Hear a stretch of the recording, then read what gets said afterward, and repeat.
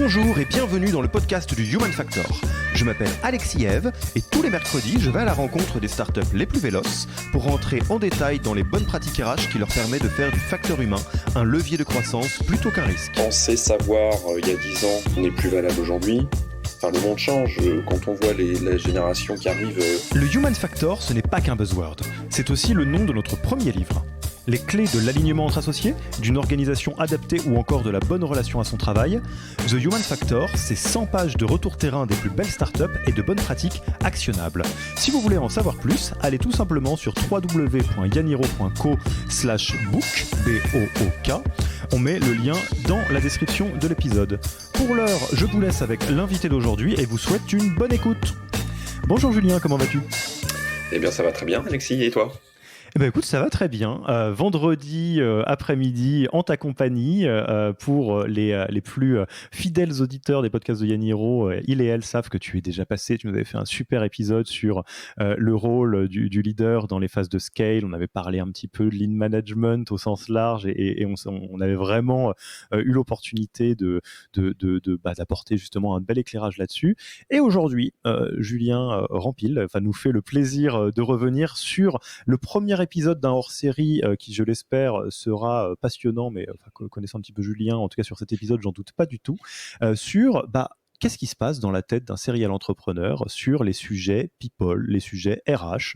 Donc Julien, tu présenteras tout à l'heure, mais a eu l'occasion de parcourir beaucoup d'aventures entrepreneuriales différentes, et forcément les sujets humains sont toujours présents, et c'est l'occasion quelque part, notamment je pense aux plutôt amoureux de la fonction RH qui nous écoutent, ou aux primo-entrepreneurs qui nous écoutent, de pouvoir revenir sur les sujets qui sont, selon nos amis serial entrepreneurs dont Julien, les plus importants. Donc tout ça pour dire que je te remercie beaucoup d'avoir accepté notre invitation sur le podcast du Human Factor de Yaniro, que je suis ravi que tu sois la personne qui ouvre le bal de ce nouveau format, et que je vais tout simplement te laisser te présenter en quelques mots pour celles et ceux qui ne te connaissent pas. Donc évidemment, pas la version Mathieu Stéphanie où on en a pour 3h30 en remontant de tes années collège, mais vu qu'il y a quand même pas mal de choses que tu as faites, je te laisse volontiers le micro, mon cher Julien. Merci.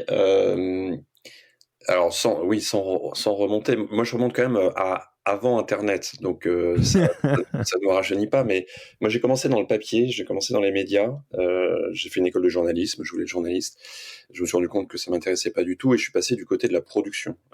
Et en fait à ce moment-là, je suis tombé dans un groupe de presse informatique qui lançait un site internet. On était parmi les 3 premiers sites internet en France, donc en 97.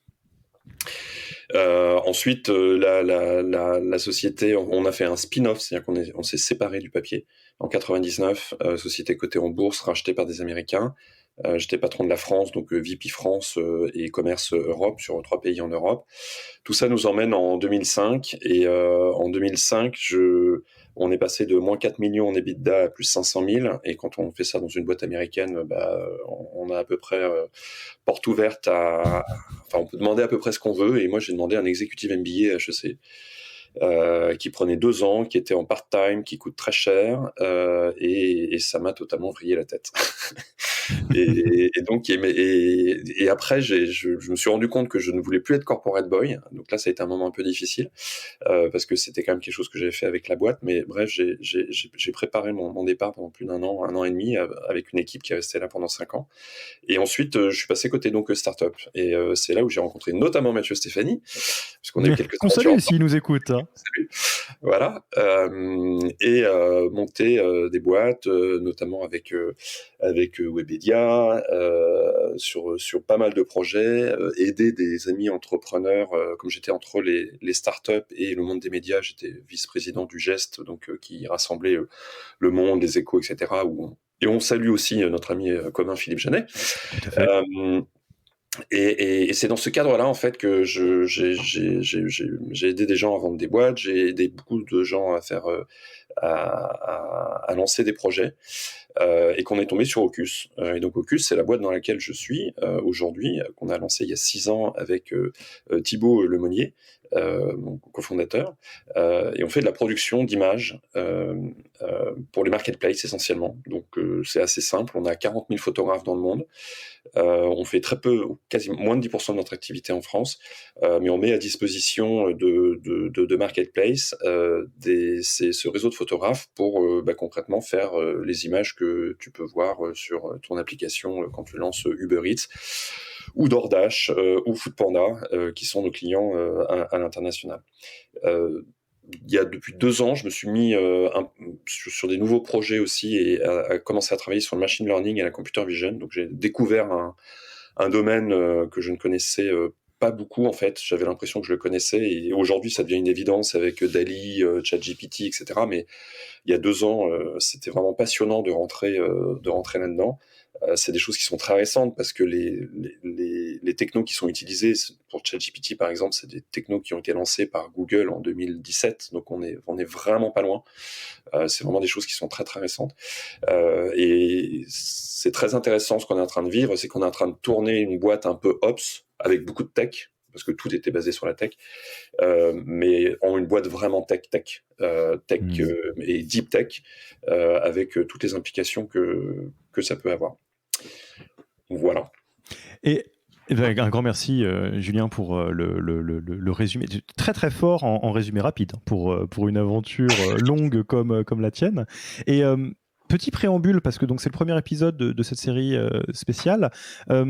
Vous le savez, donc doit être à plus de 75 épisodes du podcast The Human Factor, et on a un amour profond pour les leçons qui viennent de l'expérience. On se l'est peut-être jamais dit comme ça dans le podcast, mais le présupposé de The Human Factor, c'est qu'il y a des excellentes pratiques RH qui existent, il faut juste aller les trouver, donc des gens qui ont défriché des choses. Récemment, on a eu un épisode avec Deborah Ripoll de Zephyr, anciennement Alan, qui elle-même a fait ses armes chez Buffer avant et qui a donc posé pas mal de bases, de la transparence, du building public, etc.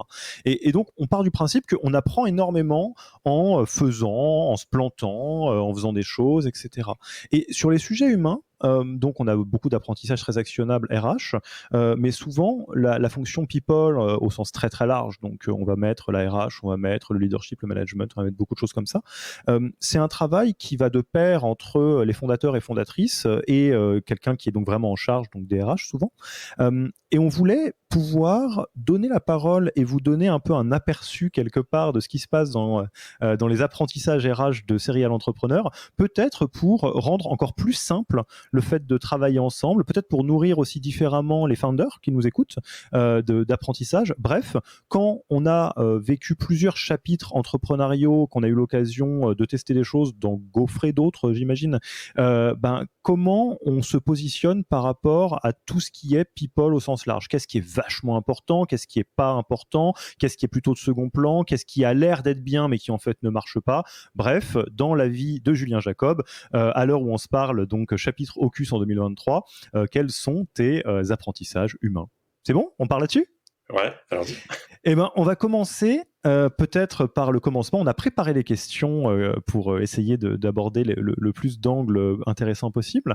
Dans ta vie d'entrepreneur ou de dirigeant, on peut mettre un petit peu le curseur où on veut, c'est quoi le premier moment où tu t'es vraiment dit ah ouais, en fait, va falloir qu'on structure les choses côté RH. Enfin, en gros, peut-être quitter, je ne sais pas si tu l'as jamais eu de vue de cette manière-là, mais quitter une espèce de pensée magique de se dire, bon, les RH, ça va bien rouler naturellement, et te dire, ah non, en fait, va falloir que je l'organise comme le reste, comme le business, comme les ops, etc. Est-ce que tu te souviens?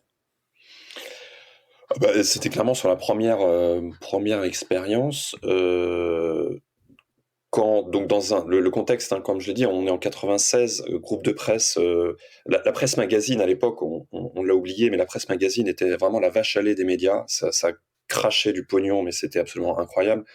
Je sais pas si tu te souviens de ces magazines papier qui faisaient 3 cm d'épaisseur, qui étaient gavés de pubs. Enfin, on était des imprimeries habillées, quoi, plus que des imprimeries à faire des pages. Et là, on est donc dans un contexte où le groupe qui s'appelle ZDNet à l'époque, pour Ziff Davis, on est dans un contexte où les magazines sont plus que successful. 17 pays dans le monde, des marques incroyables qui ont toutes disparu depuis, mais bon.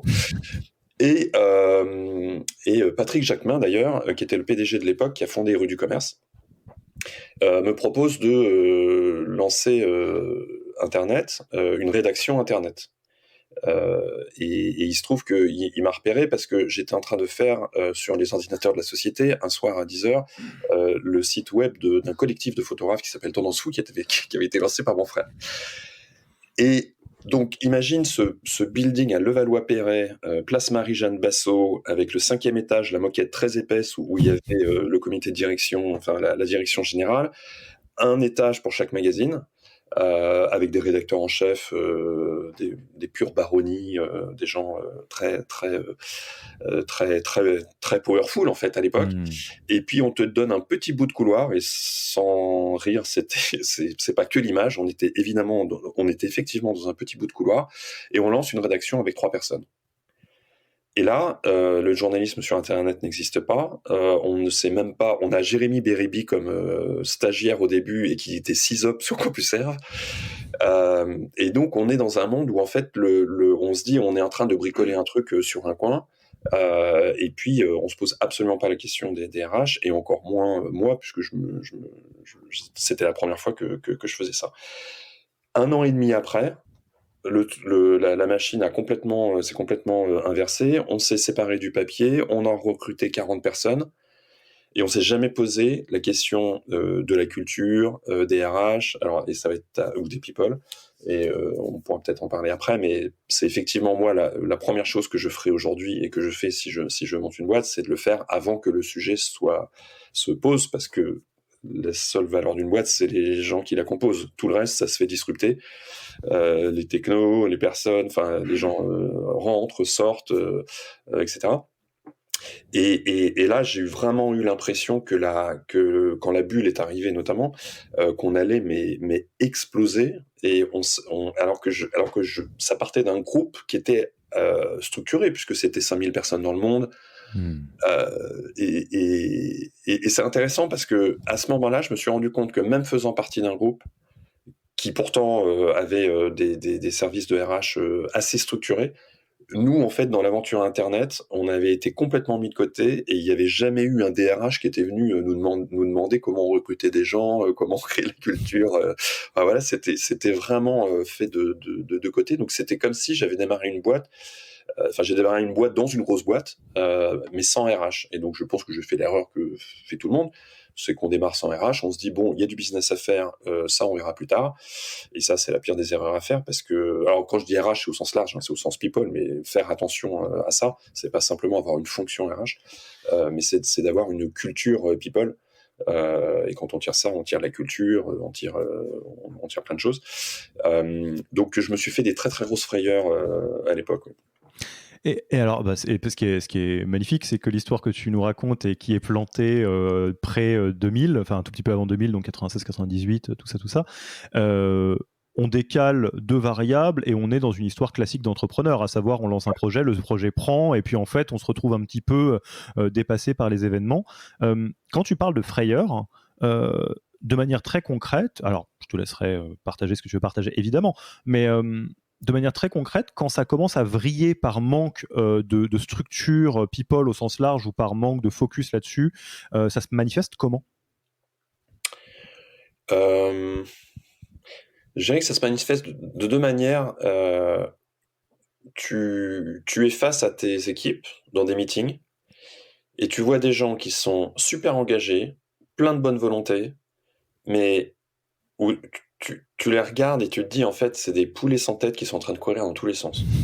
Et tu sens cette espèce de désorganisation qui est pas visible, parce que tout le monde fait ses to-do list à ses ordinateurs, etc.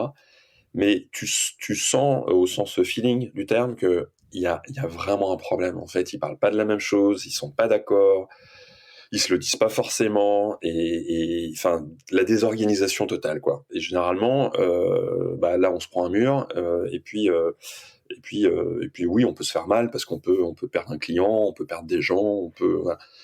Donc moi, c'est là, à ce moment-là, où je me dis bon, il y a un truc à faire. Après, il y a une deuxième chose. Alors moi, une dont je me souviens particulièrement, c'est quand il y a des gens qui ont des réactions pas normales ou des réactions extrêmes.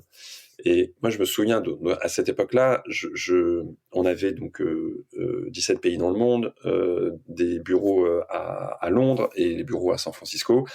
Et une fois par trimestre, j'allais à San Francisco et à peu près une fois par mois, j'allais à Londres. Et un jour, je prends l'Eurostar, je rentre dans le train, tout va bien. Quand je ressors, je passe le tunnel. De l'autre côté, j'arrive et il y a mon boss à l'international qui me dit « Tes deux commerciaux, on n'en avait que deux, tes deux commerciaux se barrent et m'ont demandé ta place. » Alors là, je lui dis « Bon, ça va être intéressant. » Donc je dis bah, « Et alors, qu'est-ce que tu fais ?» Il m'a dit bah, « Évidemment, je les sors et je te garde. » Mais en fait, ce qui m'a, là où j'étais vraiment frustré, c'est que je l'avais pas vu. En fait, je l'avais pas vu venir parce que j'étais pas. Maintenant, j'ai vu plusieurs fois le film, mais en fait, je m'étais pas intéressé à eux et je comprenais pas pourquoi ils me comprenaient pas. Et en fait, je leur tenais un discours qui était complètement à côté de la plaque de ce qu'ils avaient besoin d'entendre. Et je savais pas que c'est pas question de mentir, mais c'est question de quand on se rapproche de quelqu'un ou qu'on rentre en empathie avec quelqu'un, on peut parfois être amené à décrire des choses avec son angle de vue et pas avec notre angle de vue. Et en tant que founder, c'est vrai que quand moi je vois des gens de la finance qui parlent avec de la finance dans un angle finance, t'as des gens ops qui parlent avec un angle ops, t'as des sales qui parlent avec un angle sales. Moi, ce qui est très difficile, mais ce qui me passionne, c'est d'en fait d'être un psychopathe qui soit capable d'avoir tous les angles, d'aborder tous les angles. Et quand tu es capable d'aborder tous les angles, bah, tu es capable d'avoir une discussion sales avec un sales et une discussion ops avec un ops. Alors, ça veut pas dire qu'il faut les laisser, et après, il faut les ramener, parce que le but de tout ça, c'est de les ramener au milieu du village. Parce qu'évidemment qu'il y a une vision et pas chacun prend la sienne.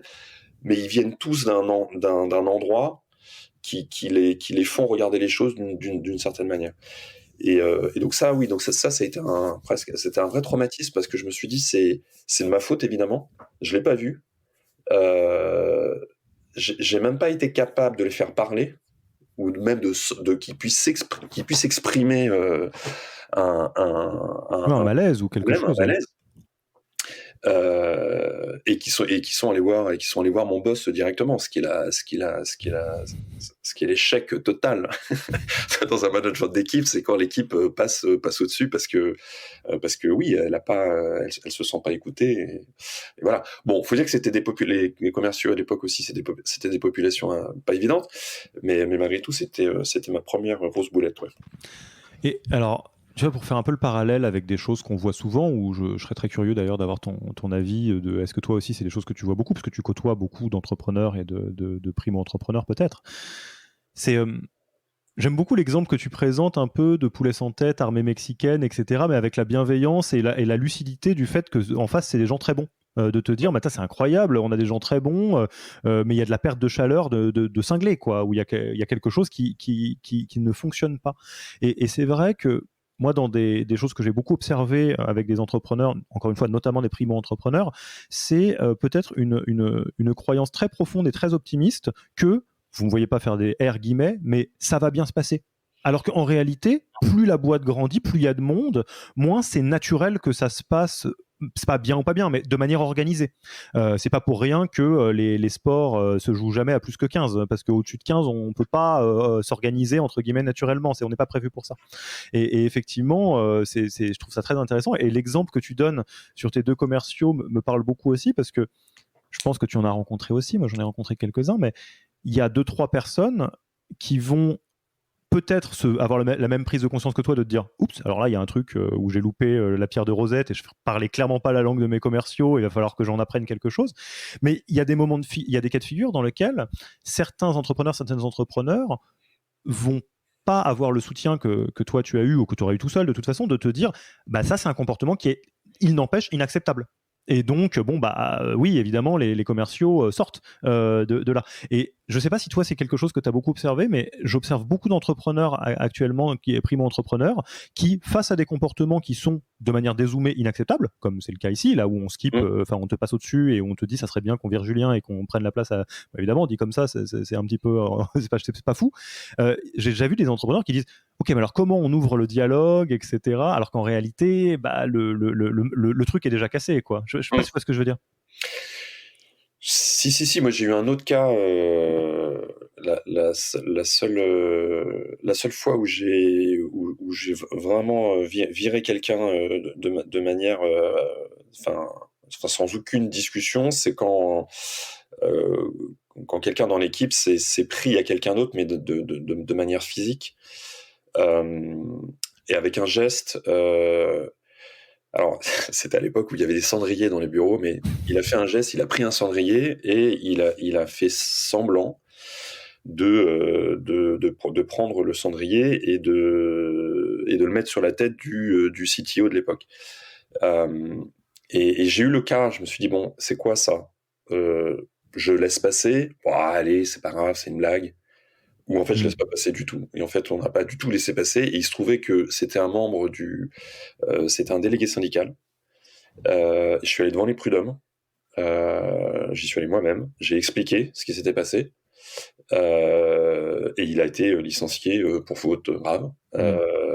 Et je me suis posé la question. Je me suis dit, alors là, il y a les avocats qui arrivent qui disent, oh là là, attention, délégué syndical, vous êtes sûr du truc. Et surtout, en fait, j'ai parlé aux équipes et j'ai parlé notamment à la personne qui était visée. Et je lui ai demandé, je lui ai dit, mais toi, tu l'as ressenti comment? Et en fait, il m'a dit, mais j'ai eu peur, en fait. J'ai eu peur. Donc, le truc était vraiment sérieux. Mais, mais oui, enfin, il y a pas de réponse à ça, en fait. En fait, c'est du ressenti. Et c'est une question de valeur, en fait. Est-ce que, il y a un moment où on arrive où, en fait, il y a une ligne qui est franchie. C'est un peu comme les blagues sexistes, Oui, voilà. je Il y a pense un à ça moment, exactement. chacun, alors on n'a pas tous notre ligne forcément au même endroit, et le fait que maintenant tout le monde parle de ces sujets, on arrive à mettre des lignes et à savoir ce qui est acceptable de ce qui est pas acceptable, donc ça donne un peu un cadre, mais et c'est très bien. Mais tant qu'il n'y a pas de cadre, je pense que c'est vraiment c'est le gut feeling, quoi. Il faut réagir avec ses tripes et et moi, j'ai tendance à me dire, la position, ouais, allez, c'est pas très grave, on verra plus tard. Généralement, c'est pas la bonne. Oui, on recule Par, pour mieux sauter ouais, potentiellement. Ouais. par défaut, c'est un peu comme quand il y a un doute, quand il y a un doute, il y a pas de doute, quoi. Et alors du coup, sur ce chapitre-là, ou ces chapitres-là, parce que tu nous as partagé différentes tranches de vie, si tu devais formuler ça sous la forme d'un apprentissage people simple, comment tu le formulerais? Parce que c'est des apprentissages qui sont assez douloureux, pas forcément simples de voir effectivement l'armée mexicaine ou cette situation un peu ubuesque qui arrive. C'est quoi le ou les apprentissages que tu en as retirés, que tu peux garder en tête, que tu donnerais à un jeune entrepreneur que tu mentorerais? Comment même si bon, l'expérience, ça se partage pas toujours aussi bien que ce qu'on voudrait.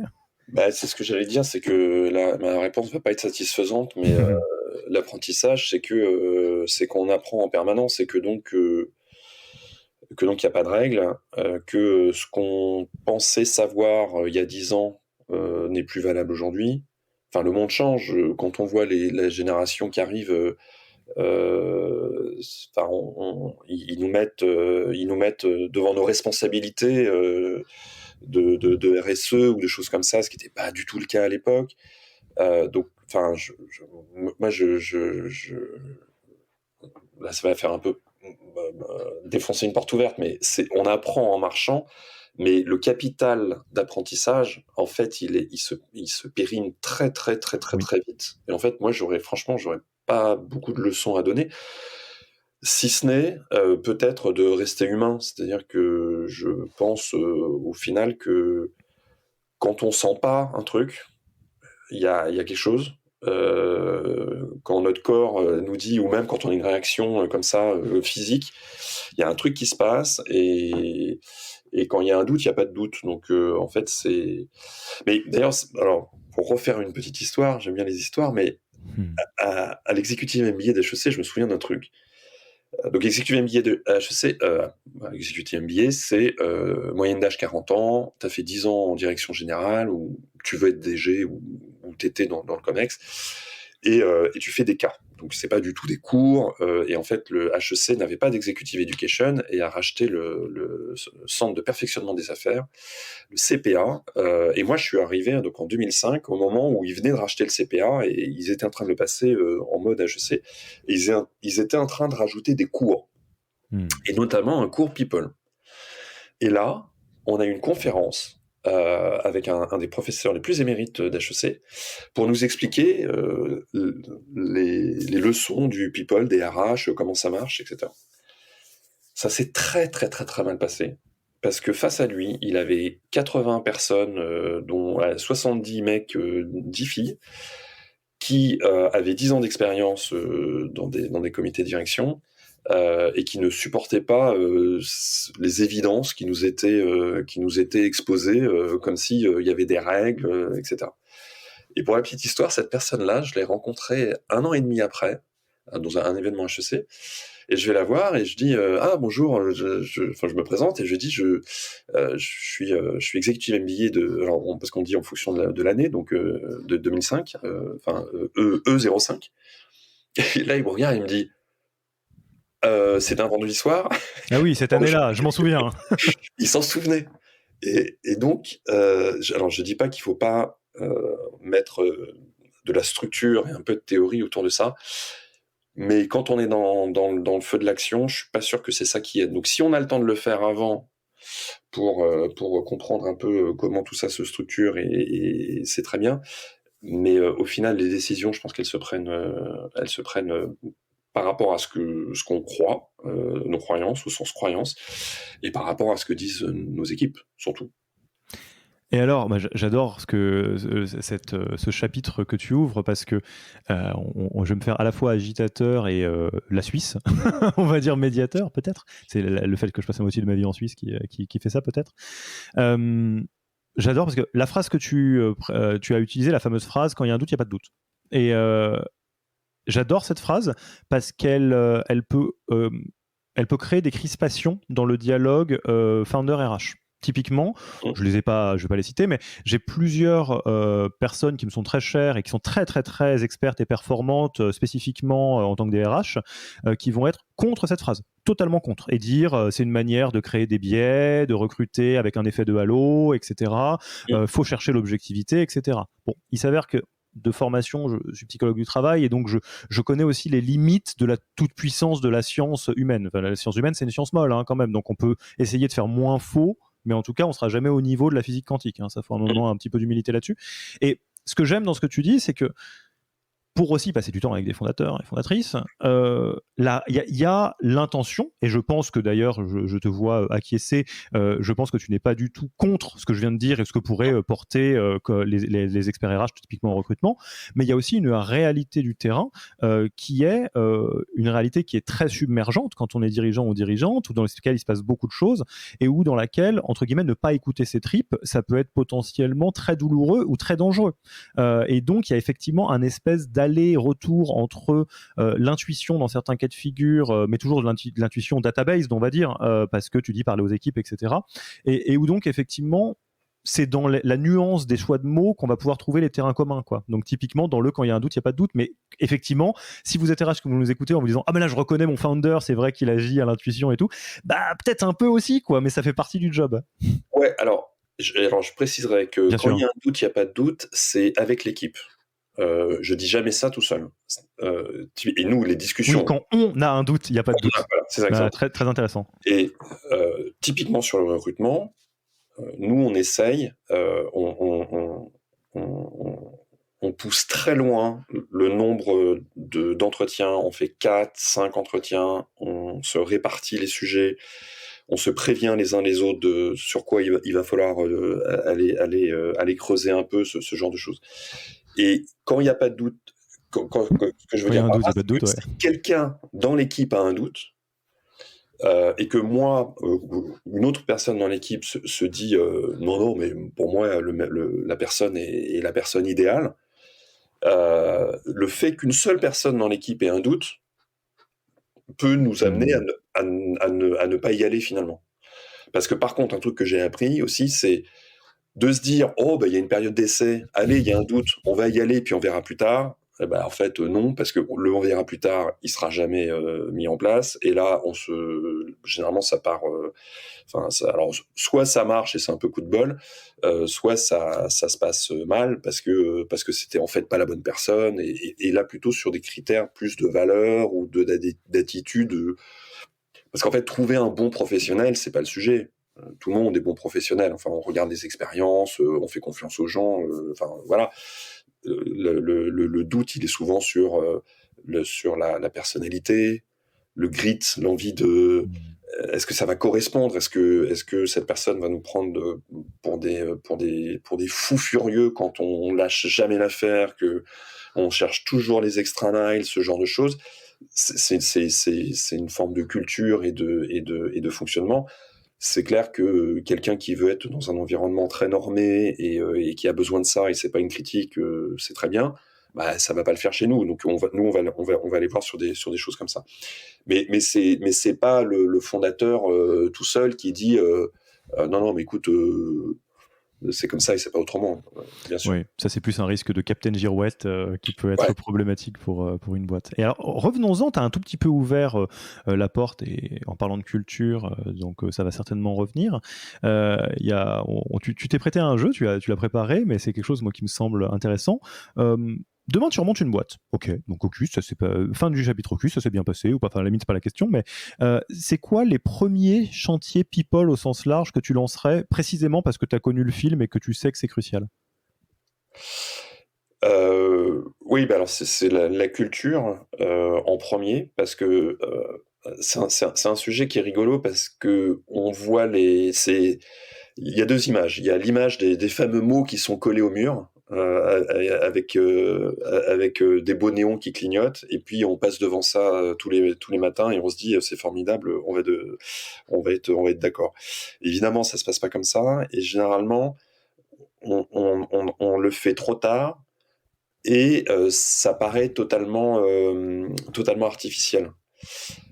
Or, moi, déjà une culture, je pense que ça ne se décrète pas, c'est ce qu'on est. Et donc, le tout petit groupe du début, les 3-4 personnes, vont créer une première base de culture, et à ce moment-là, en fait, cette culture, on peut la formaliser. Alors, on n'a pas besoin de la mettre au mur, mais on peut se mettre d'accord sur le fait que euh, ce qui nous fait kiffer, on va dire, là où on a envie d'aller, comment on a envie d'aller, euh, c'est quoi les vertus qu'on veut avoir, c'est quoi les valeurs. Déjà, si on fait valeurs et vertus, ce qu'on a fait chez Ocus, on a fait ça, nous on a commencé à peut-être deuxième année, troisième année. Je considère que c'était déjà trop tard. On aurait dû le faire avant. Et donc, si je montais quelque chose aujourd'hui, maintenant, c'est ce que je ferais. Et surtout, c'est un peu l'image des fondateurs américains qui disent, ou des cofondateurs, qui disent, pour savoir si je veux faire un business avec quelqu'un, je vais prendre la 101, je vais faire New York-San Francisco, et au bout de 7000 km, je sais plus combien de kilomètres il y a, je vais savoir si j'ai envie de monter une boîte avec ce gars-là ou pas, ou cette fille-là. Et moi, oui, une des premières choses que je ferais, c'est de se mettre d'accord sur un papier en se disant, en fait, c'est quoi la valeur, la valeur qu'on a envie les valeurs qu'on a envie de créer, en fait. Et qu'on se mette d'accord déjà sur là-dessus. Et en fait, c'est vrai que généralement, ça peut se faire de manière assez naturelle, parce que des gens qui au début se mettent à 3 ou 4, qui, comme tout début de boîte, ne sont pas payés, ont un job à côté, c'est toujours donc il y a besoin d'une motivation un peu extrême. Ça se fait naturellement, mais à la 5e personne, ça peut commencer à poser un problème. Donc ça, ouais, ça, moi, c'est ce que je ferai en premier. Et le deuxième, c'est le recrutement. On en a un peu parlé.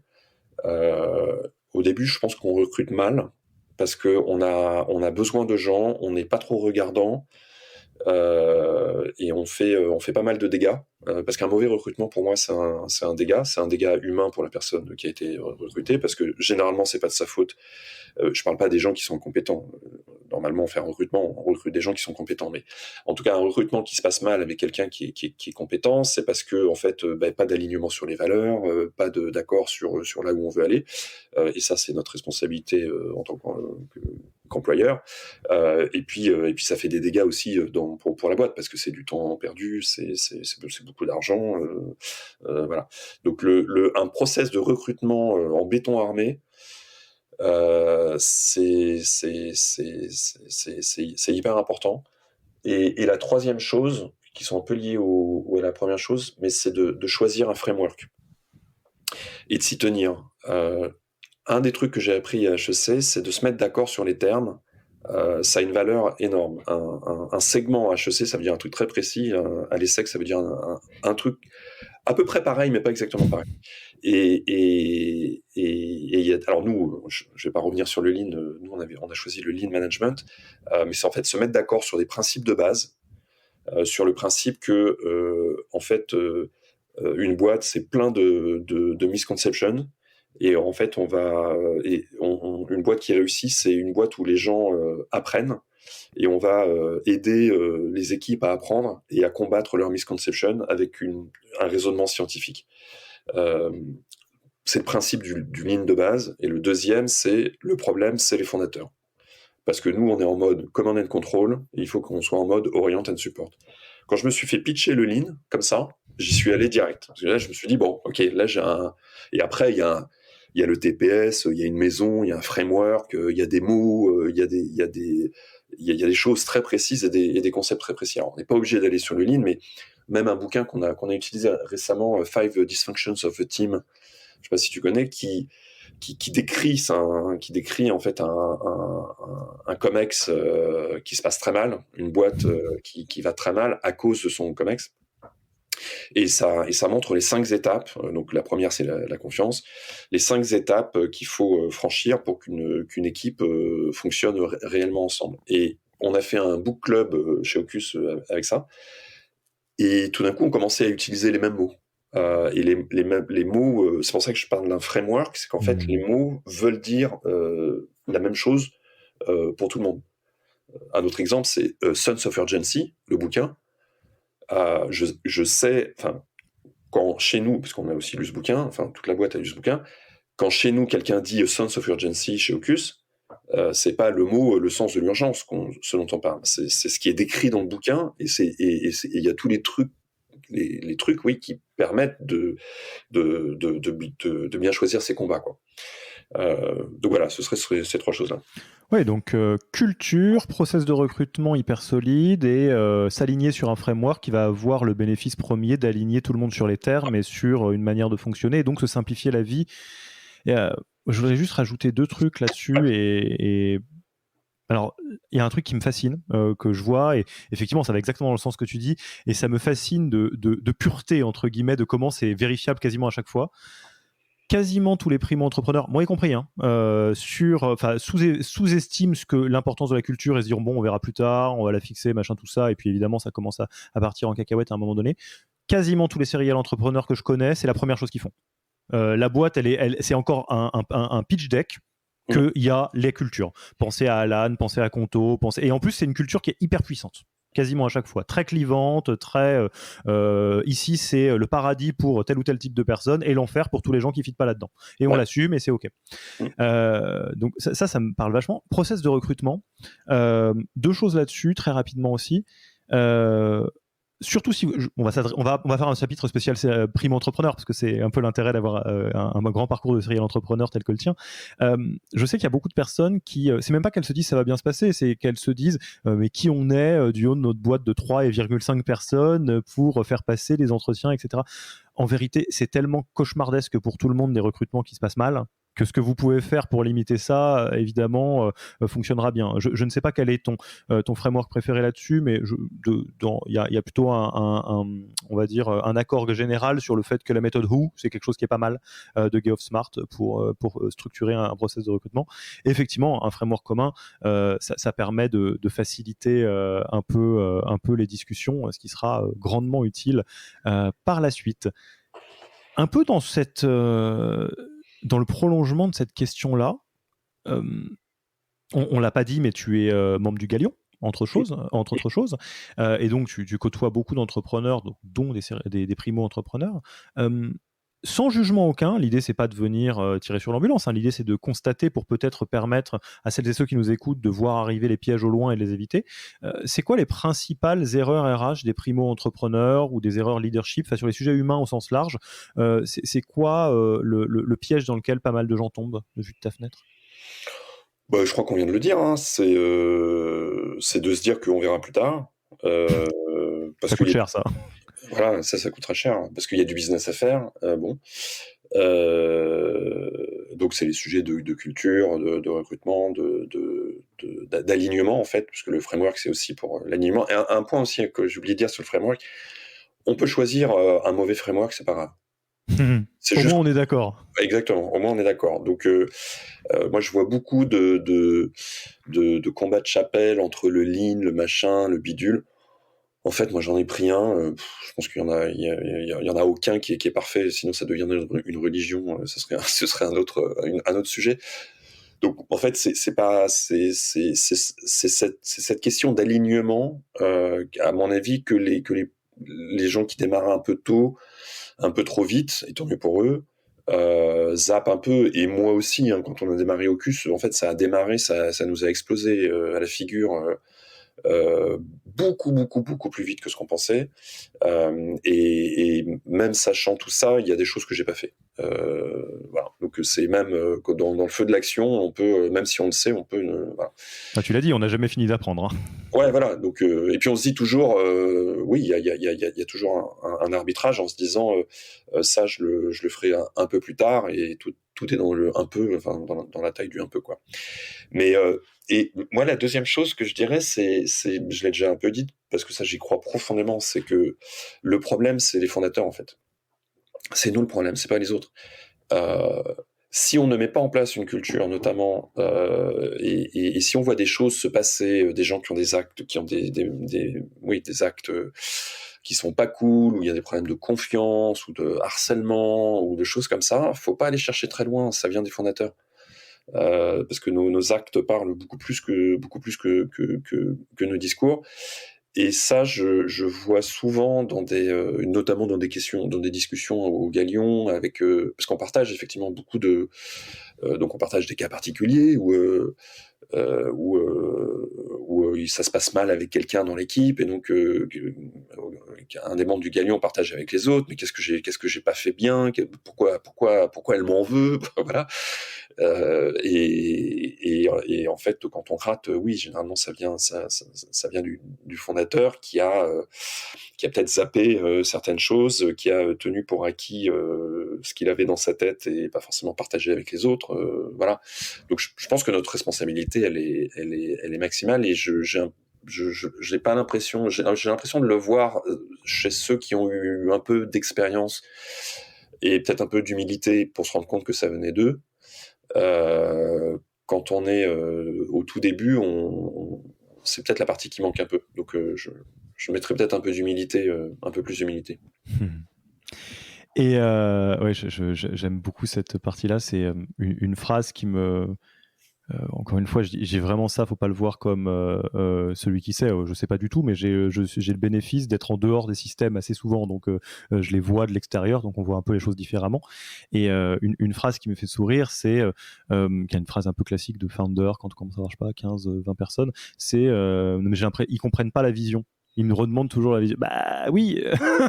et tu peux le tourner dans le sens que tu veux, tu peux tous les virer et en reprendre 20 autres, et ça sera pareil. C'est juste que construire la vision dans ta tête jour et nuit, et ça t'a pris 400 heures, et s'attendre à ce qu'il raccroche les wagons en 5 minutes, c'est peut-être beaucoup demandé en fait à n'importe qui. Mais c'est comme tout, ça s'apprend quoi. Donc c'est assez intéressant. Alors, question très précise. Il n'y a pas de réponse absolue, hein. Mais la fonction RH, donc on va dire DRH, un DRH, une DRH, Head of People, Chief People Officer, enfin on appelle ça comme on veut. C'est pas exactement la même chose, je sais, mais on se comprend. Selon toi, c'est quoi le bon moment pour commencer à recruter ce profil-là? Parce que ça, c'est un peu un serpent de mer sur les sujets RH pur et dur, de dire les founders recrutent trop tard. Et donc, on a engrangé de la dette RH, de la dette organisationnelle et managériale, et bon, ça va être un boulot de dingue pour remonter tout ça. Et pour autant, évidemment, quand on a peut-être moins de largesse d'un point de vue financier, on peut pas non plus se permettre de mettre 100K sur la table pour un profil qui ne génère pas un revenu direct comme un commercial, même si en indirect, vous allez voir que ça va aller assez vite. Donc, c'est quoi typiquement dans la logique de tu remontes une boîte, est-ce que tu as une règle dans ta tête? C'est un nombre de personnes? C'est le moment où on recrute beaucoup? C'est quand tu le sens? C'est quoi? Règle non, mais je dirais que déjà le premier RH, c'est les fondateurs. parce que si les fondateurs font pas de RH, là, c'est ce qu'on a dit tout à l'heure, hein, mais là on a un problème. Enfin, en tout cas, si le people n'est pas au centre des préoccupations des fondateurs, il y a un problème. Donc moi je dirais que la fonction RH, elle arrive quand les fondateurs se sentent dépassés par la fonction qu'ils occupent. Et en fait, ça peut être assez différent suivant les boîtes. Parce qu'on peut avoir des boîtes où il y a des profils assez classiques. On arrive à se débrouiller jusqu'à 50, 60 personnes, ça recrute, le management est plutôt aligné, tout va bien, et voilà. Et puis, il y a des domaines qui vont être beaucoup plus exploratoires, dans des métiers qui n'existent pas encore, et le besoin peut se faire sentir avant la 10e personne. Le problème avec mon hypothèse, c'est que généralement, quand on s'en rend compte, il est trop tard. Oui.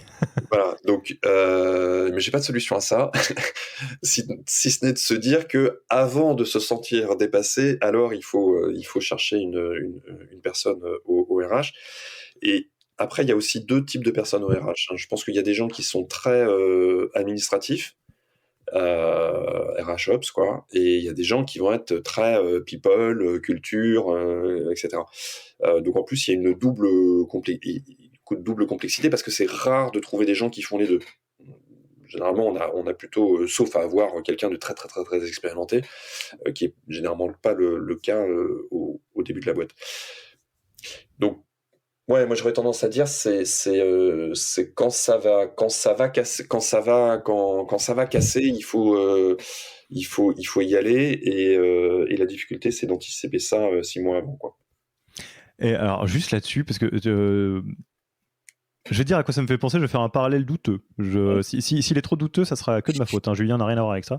Ça me fait penser à la situation dans laquelle on s'est retrouvé, on en parlait avec Julien, qu'on avait fait le premier interview pendant le confinement, je ne sais plus lequel, et où en fait, une des questions qui planait, et je vais essayer de les répondre juste sur un angle, hein, pour pas rentrer dans des sujets politiques, c'était mais comment ça se fait que la France, qui est un grand pays, n'est pas directement sous le coude tout ce qu'il faut en termes de matériel pour répondre à une pandémie, des masques, des choses comme ça.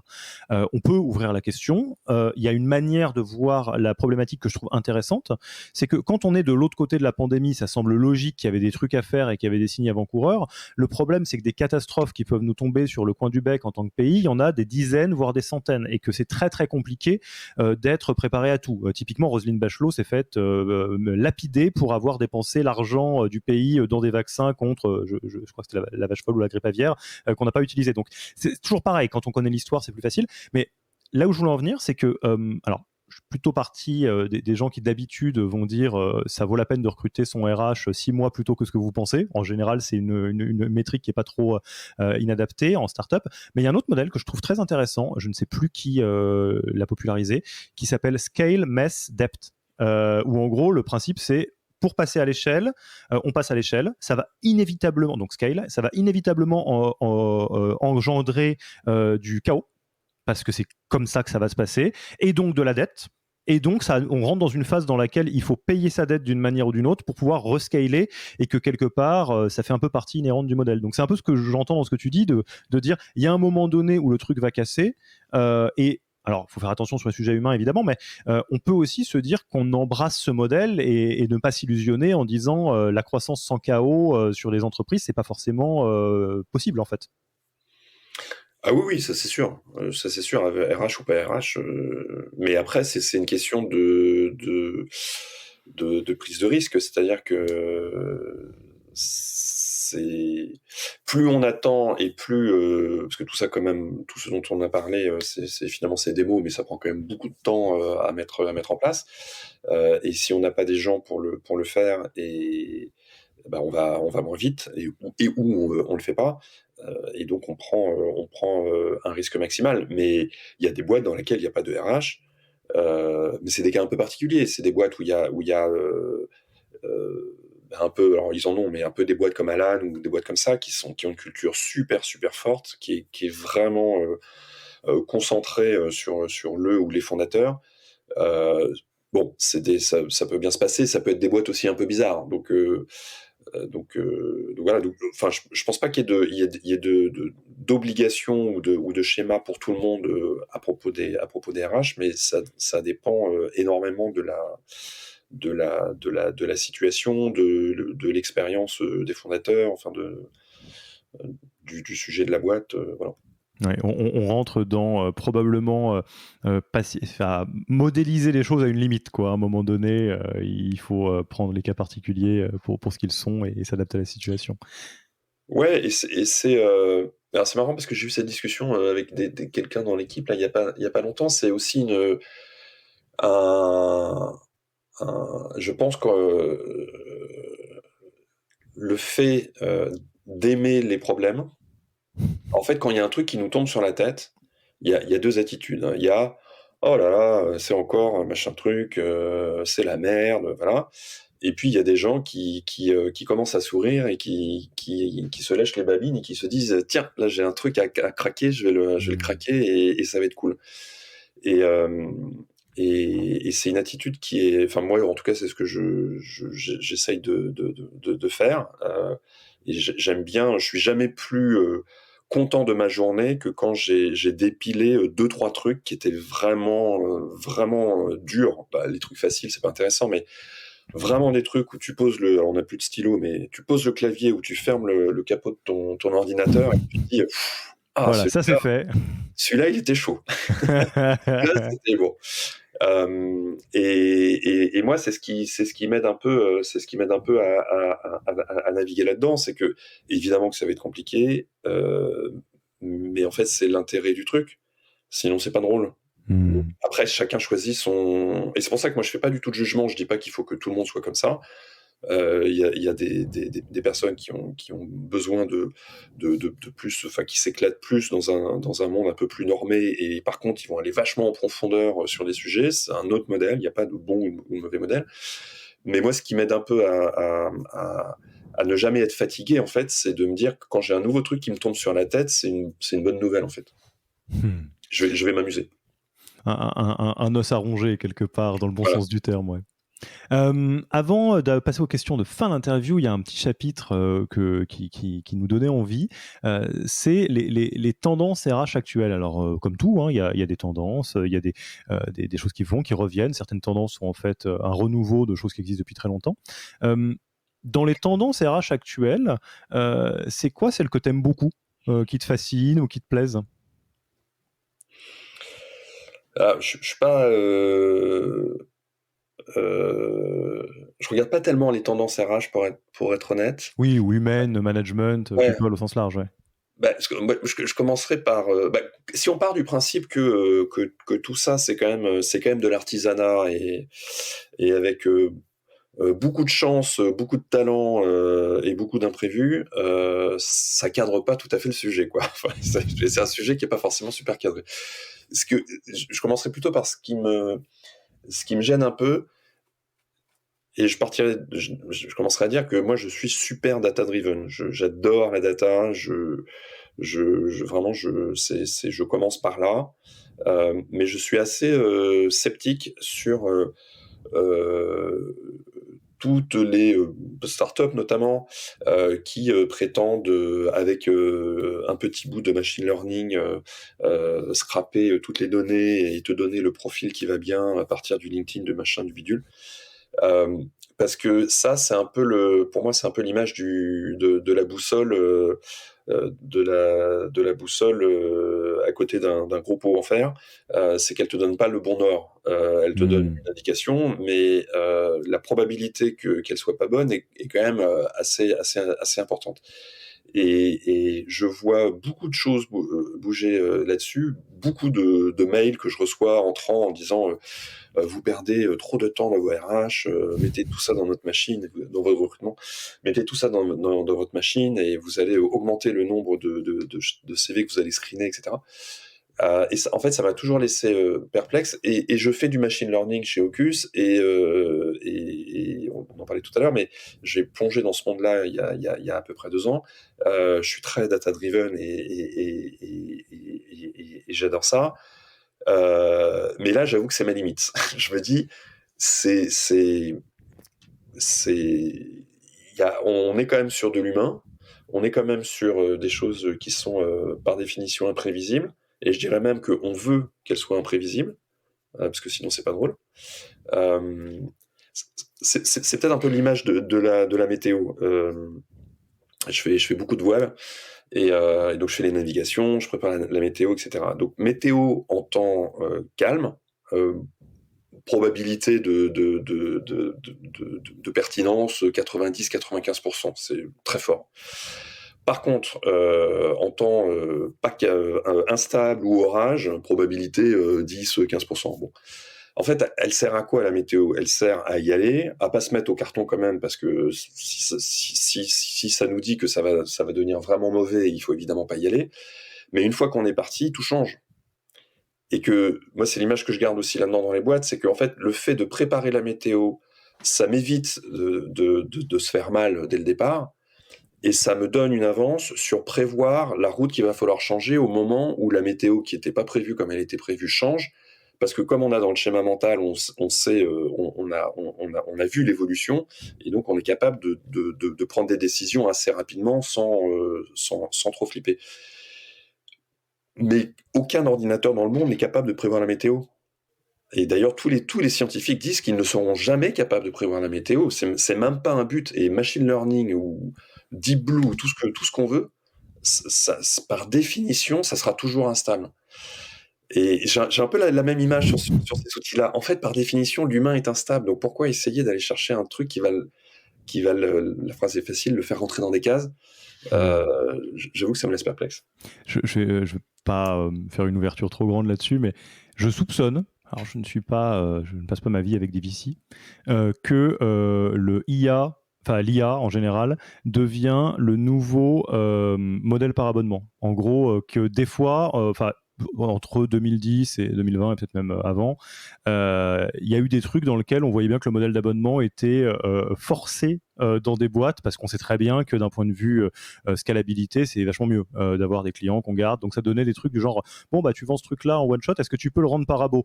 Bah je sais pas, ça a pas l'air très logique. Ouais non bah fais-le quand même. Et donc ça donnait un peu des trucs un peu bizarres. L'IA, j'ai l'impression qu'on rentre un peu là-dedans aussi. Ou des fois, non mais ta boîte, tu peux pas mettre de l'IA dedans? Bah je sais pas, on peut essayer, mais bon des fois effectivement ça a ses limites. Mais évidemment on va pas jeter le bébé avec l'eau du bain. La météo, c'est pas sûr à 100%, mais c'est mieux que de pas la regarder, quoi, comme tu le disais. Et du coup, c'est quoi les tendances que t'aimes bien? Ouais, je te dis, j'ai pas vraiment c'est pas, je suis pas assez sur le sujet pour les voir. Je reste, enfin, c'est peut-être mon côté paysan breton, mais je reste assez pragmatique sur le sujet. Enfin, comme je l'ai dit, en fait, c'est un sujet qu'on apprend en marchant sur le chemin sur lequel on est. Et autant je lis beaucoup de bouquins, enfin des bouquins de business qui touchent à ces sujets-là, mais c'est pas des tendances RH en tant que telles, quoi. Ok.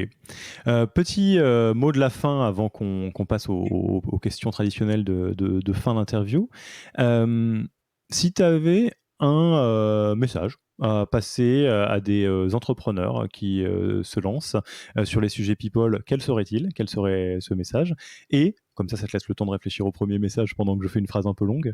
En parallèle, si tu avais un message que tu avais envie de passer aux DRH qui nous écoutent, qui des fois peut-être comprennent pas trop leur founder ou se demandent comment qui fonctionne ou comment elle fonctionne, quel serait-il? Alors j'ai parlé d'humilité tout à l'heure, je suis pas sûr d'être la personne la mieux placée pour faire passer des messages. Mais Ah oui, non, ça n'engage que toi, c'est pas la parole ouais, d'évangile, hein, évidemment. euh, mais non, mais ça va être encore frustrant, mais je pense qu'il y a il y a un truc qui ne s'achète pas, qui ne s'apprend pas, c'est l'expérience. Alors c'est dommage, hein, parce que celui qui va réussir à vendre ça, ça va être formidable. Et en fait, sur toutes ces problématiques-là, moi, je pense qu'il y a une seule, avoir l'expérience et avoir vu le film, c'est un avantage, mais c'est aussi un inconvénient parce que on rajoute nos biais de confirmation à tous les étages. Donc c'est pas du tout une garantie que ça va bien se passer. Et d'ailleurs, quand on regarde les serial entrepreneurs, C'est pas parce que ils ont fait une boîte qui a réussi que les autres boîtes elles vont réussir, hein, pas du tout. Donc c'est pas du tout gage d'un savoir qui permettrait d'opérer tout ça. Et donc en fait, moi je pense que c'est ce que j'ai fait assez longtemps que je continue à faire en faisant du mentoring, c'est en fait de laisser une porte ouverte à quelqu'un et en disant bah, si tu te poses une question sur un problème, on s'en parle et je te dirai ce que je pense à ce moment-là, et surtout le prends pas comme une règle, mais prends-le comme comme quelque chose qui va alimenter ta réflexion. Euh, donc c'est un peu, encore une fois, je conçois que ce soit un peu frustrant, mais pour moi c'est un peu, il n'y a pas de règle. Et par contre, s'entourer de gens qui vont te faire prendre du recul, aborder les problématiques par un autre angle, comme on l'a dit au début, ça c'est extrêmement riche. Mais ça doit être quasiment au cas par cas, quoi. Ouais. Bon, entourez-vous. C'est probablement un message qui est simple. Mentor, coach, père, le galion. Enfin, il y a plein de trucs très bien. Hein. Ok. Écoute, on va passer tranquillement à la fin de l'interview. Déjà, si on veut discuter avec toi, où est-ce qu'on te retrouve? Comment est-ce qu'on te contacte? Le plus simple, c'est quand même LinkedIn. J'observe que c'est par là que passent la plupart des choses. J'ai eu un compte Twitter et j'étais actif sur Twitter, mais alors j'avoue que depuis quelques années, je n'y vais plus. C'est un de mes grands regrets. En ayant connu le Web 1, puis le Web 2 et maintenant le Web 3, je pense que c'est un des plus gros échecs, des fondamentaux du web du départ. Ça marche vraiment pas, quoi.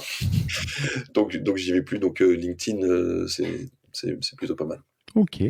Est-ce que tu as un livre, un podcast, un blog, enfin bref, une ressource que tu aimerais recommander aux auditeurs et auditrices?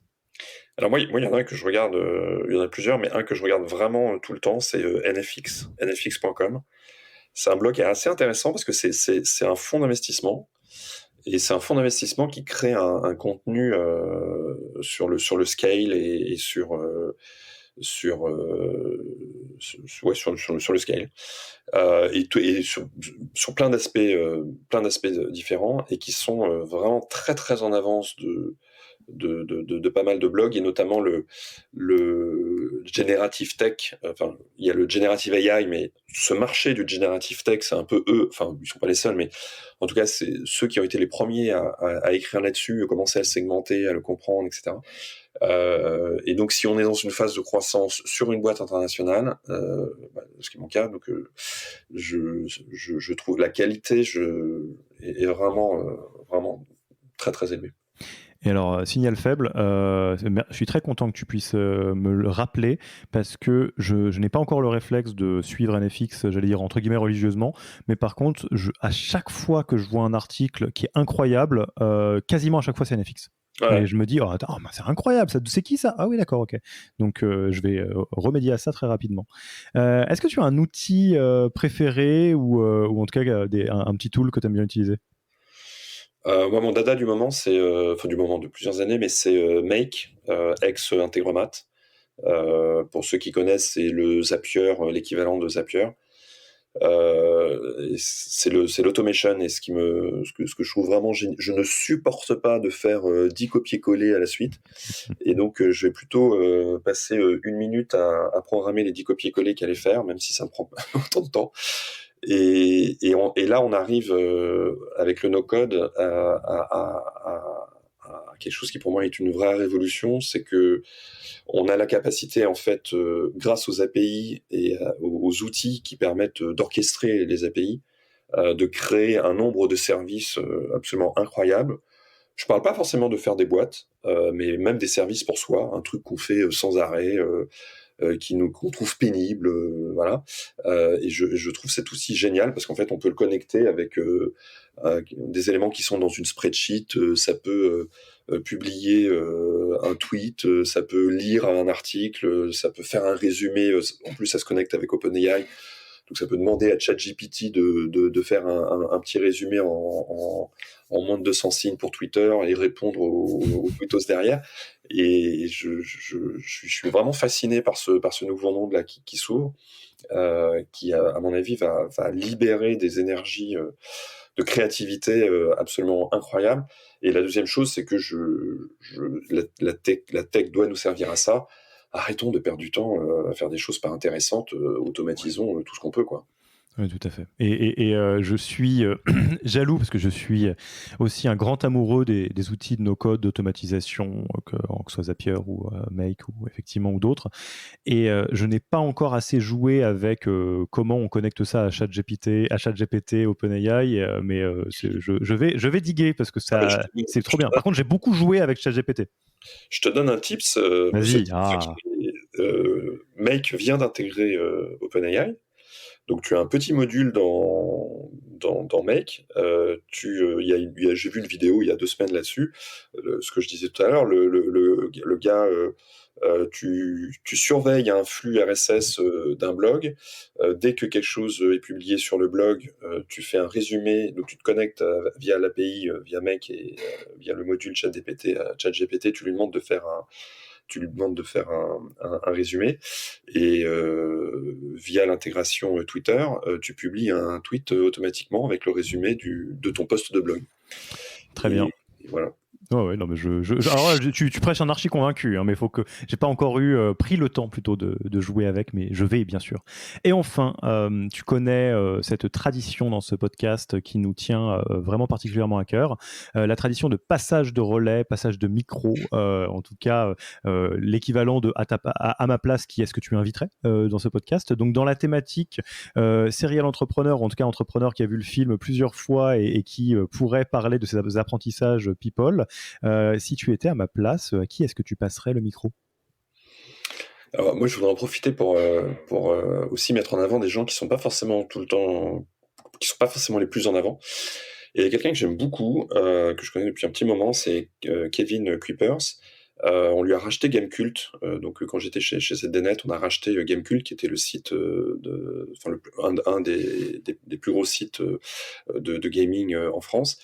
Il a ensuite lancé Sens Critique, qui était un super projet aussi dans le mode aussi communautaire culture. Ensuite, il est passé par Daphne, donc fonds d'investissement, et maintenant il est au Galion sur le fonds galion.exe. Et je trouve que c'est quelqu'un qui a une. Enfin, c'est toujours hyper intéressant de discuter avec lui. Il a un vrai sens critique. C'est pas hasard. Et voilà. Et c'est quelqu'un que j'aime beaucoup, et je pense qu'il pourrait dire des choses intéressantes. Ouais.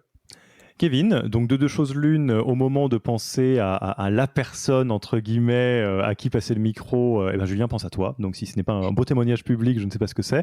Et d'autre part, tu es évidemment le bienvenu sur ce podcast. Julien laissera le micro et le casque en partant, et tu peux reprendre le micro à l'envie. Tu es le bienvenu. Écoute, Julien, c'était un plaisir. Je te remercie d'avoir répondu présent pour inaugurer ce nouveau format chez nous. C'était vraiment un plaisir de revoir un peu tous tes apprentissages sur les différents chapitres de ta vie entrepreneuriale. Et puis, vu que tu es déjà passé, j'ai envie de te dire presque à bientôt, à la prochaine. On trouvera bien une manière de recréer des échanges. Mais en tout cas, un grand merci pour ton temps. Merci beaucoup, c'était toujours très agréable. Merci d'avoir écouté cet épisode. S'il vous a plu et que vous ne voulez rater aucun nouvel épisode, abonnez-vous à la newsletter en allant sur le site www.yaniro.co. Et